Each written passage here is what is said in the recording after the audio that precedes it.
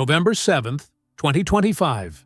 The University of Michigan just released a number that should terrify every homeowner in America. Consumer sentiment crashed to 50.3, down nearly 30% from 1 year ago, and approaching levels only seen during the 2008 financial crisis. But here's what they're not telling you. This isn't just about feelings. 3 million cars are being repossessed this year, matching 2009's catastrophic levels. Student loan defaults among Americans over 50 have hit 20%. And housing? Only 2.8% of homes sold in 2025, the lowest on record. The collapse isn't coming. It's already here, silently destroying the foundation of the American economy while most people are completely unaware. The data emerging in late 2025 paints a devastating picture that mainstream media refuses to acknowledge. While stock markets hover near record highs, the average American consumer is being systematically crushed. And when the consumer breaks, real estate doesn't just stumble, it collapses. According to Bloomberg, the Federal Reserve, and the National Association of Realtors, the housing market is experiencing a perfect storm. Mortgage rates remain stubbornly elevated between 6 and 7%, even after Fed rate cuts. Affordability has reached the worst levels in 4 decades. Inventory is piling up in critical markets, and the buyers, they've simply disappeared. This isn't 2008 repeating itself. This is potentially worse.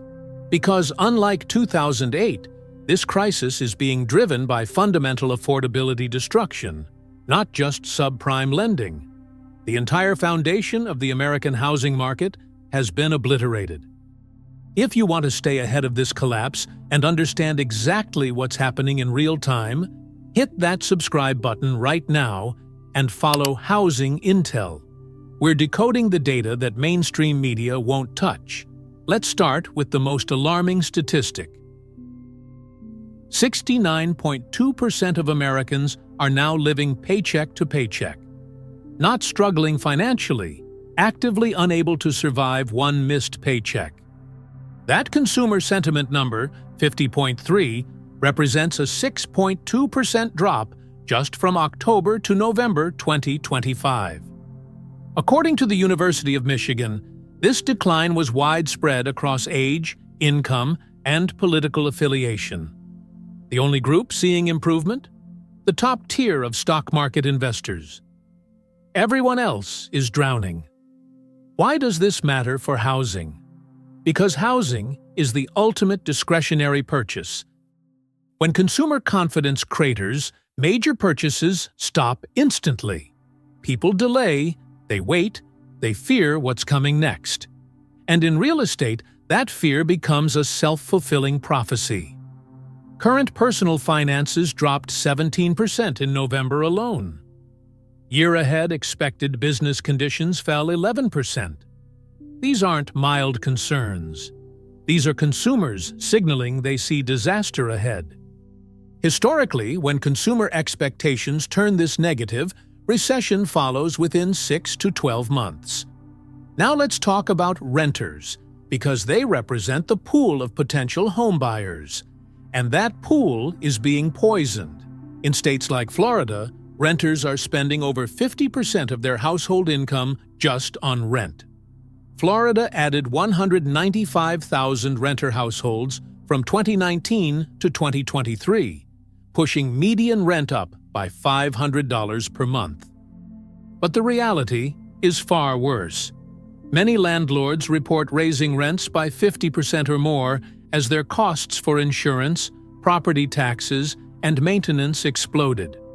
When half of someone's income disappears to rent before taxes, there's nothing left to save for a down payment. California, New York, Nevada, and Oregon are seeing similar crushing rent burdens. This isn't a regional problem. It's a national crisis, destroying the pathway to homeownership for millions. The vicious cycle is clear. As more people get priced out of buying, they're forced into the rental market, driving prices even higher. If you can't build savings as a renter, you can't become a buyer. If the buyer pool shrinks, home sales collapse. October 2025 saw the highest level of corporate layoff announcements since 2003, according to Challenger, Gray, and Christmas. Technology and warehousing sectors led the surge. Amazon is deploying robots in warehouses, eliminating thousands of positions. Tech companies are gutting middle and upper management, replacing roles with artificial intelligence. But here's what makes this employment crisis different: the quality of jobs being eliminated. These are middle-class careers paying $60,000 to $120,000 annually. Exactly the income bracket that represents the core homebuyer demographic.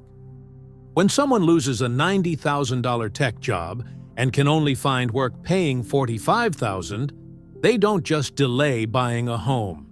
They often have to sell the home they already own. Or worse, they start missing mortgage payments. The AI revolution that everyone's celebrating on Wall Street? It's an employment apocalypse for Main Street. Here's where the situation turns catastrophic. Multiple debt categories are simultaneously entering crisis-level default rates. Auto repossessions are approaching record levels. Bloomberg reported that 1.73 million vehicles were repossessed in 2024, up 16% from 2023. But 2025 projections are even worse. Over 3 million cars could be repossessed this year. Over 100 million Americans carry auto loans totaling more than $1.66 trillion in debt. When people start losing their cars at 2009 rates while economic conditions are supposedly strong, that's a massive red flag. Student loans are another disaster. 20% of borrowers aged 50 and older are in default right now. People in their peak earning years, who should be most financially stable, are unable to make payments. Credit card delinquencies are spiking across all age groups. The cascade is clear. When consumers can't pay their credit cards or car loans, mortgage default is the next domino to fall. The median household income in the United States is $84,000. The income required to afford a median-priced home? $110,000. That's a $26,000 gap, representing millions of households priced out entirely. In markets like Jacksonville, Florida, the disconnect is worse. Median income? $67,000. Income needed to buy? $120,000. Monthly mortgage payments on a median home have exploded from $1,200 in early 2022 to over $2,000 today. A 67% increase in just 3 years. About 80% of people who could qualify for a mortgage over the past few years already purchased homes. The median age of a first-time home buyer in 2025 hit 40 years old, an all-time record. The American dream of buying a starter home, getting married, starting a family, pushed back to age 40. An entire generation has been locked out during their prime family formation years. First-time buyers now represent only 21% of all home purchases, the lowest share ever recorded. Here's why this crisis is uniquely structural: the mortgage rate lock-in effect. Roughly 70 to 80% of existing homeowners refinanced during 2020 to 2021, locking in rates between 2 and 4%. Current rates hover between 6 and 7%. For these homeowners, selling means voluntarily tripling their interest rate. The result? Only 11% of Americans moved in 2024, the lowest mobility rate ever recorded. People are trapped in homes that no longer fit their needs because the financial penalty of selling is too severe. Fewer sellers mean less inventory. Less inventory means persistently high prices, despite falling demand. High prices keep buyers away. The market freezes.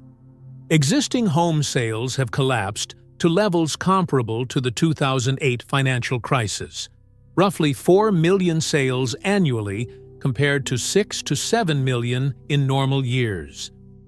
There's a chart showing price changes from 2000 to 2022 that's damning. Everything the federal government heavily regulates, hospital services, college tuition, medical care, child care, housing, has skyrocketed. Hospital services, up over 200%. College tuition, up 180%. Housing, up 150%. Everything the government leaves alone, electronics, clothing, cell phones, has either stayed flat or decreased in price. The conclusion is inescapable. Government intervention systematically drives prices higher.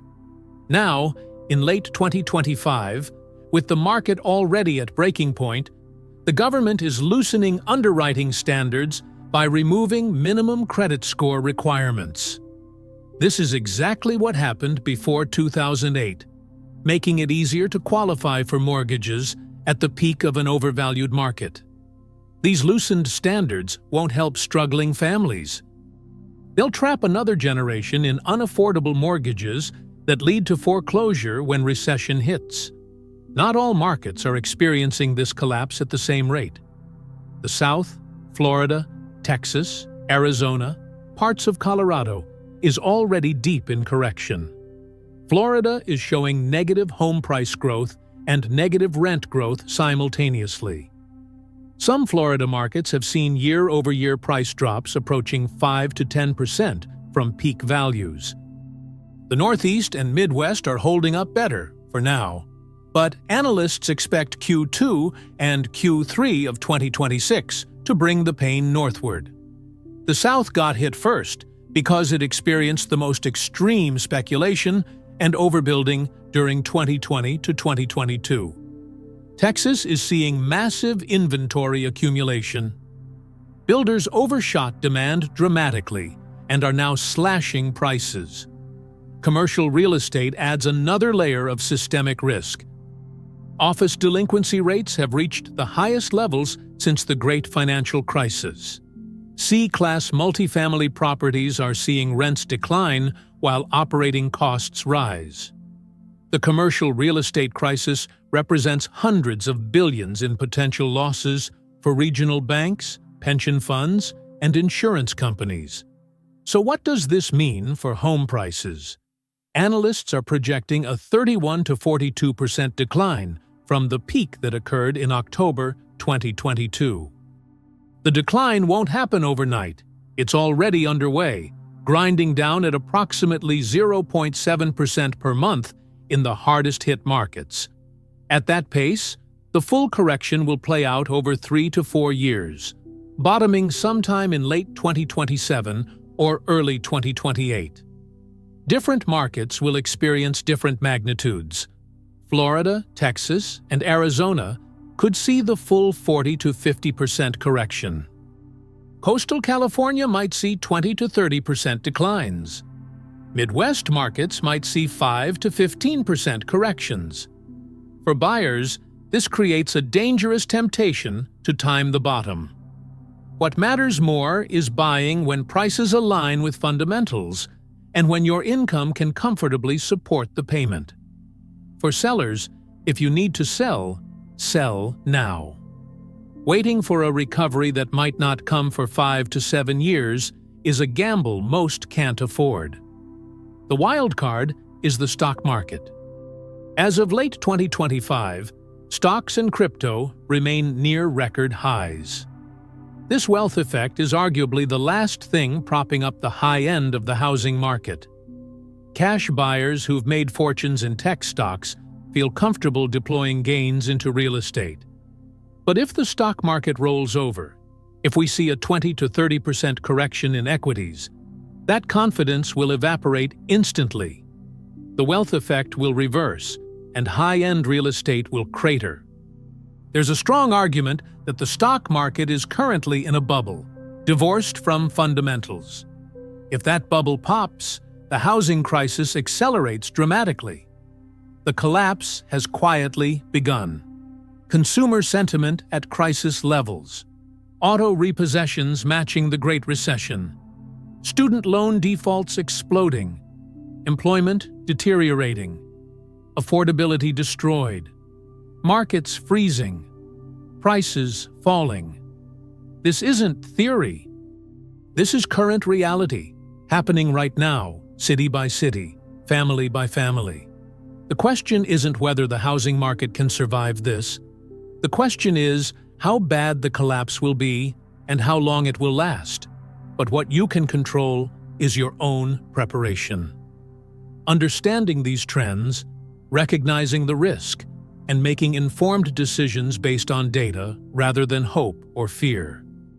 That's why Housing Intel exists, to decode the signals, analyze the data, and provide the intelligence you need to navigate what's coming. Subscribe right now, comment below, and tell us, how are you feeling the effects of this economic slowdown in your area?